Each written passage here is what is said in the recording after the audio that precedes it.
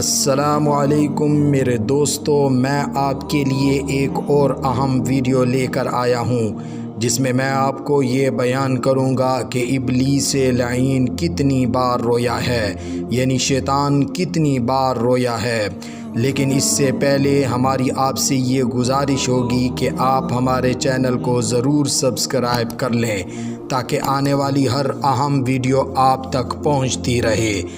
مفسرین نے لکھا ہے کہ ابلیس لعین 4 بار رویا ہے، اور وہ 4 موقع یہ ہیں۔ نمبر 1، جب اس پر لعنت کی گئی۔ نمبر 2، جب اس کو جنت سے نکالا گیا۔ نمبر 3، جب حضور صلی اللہ علیہ وآلہ وسلم پیدا ہوئے۔ نمبر 4، جب سورۃ الفاتحہ نازل ہوئی۔ یہ وہ 4 موقع ہیں جن پر ابلیس لعین رویا ہے، یعنی شیطان رویا ہے۔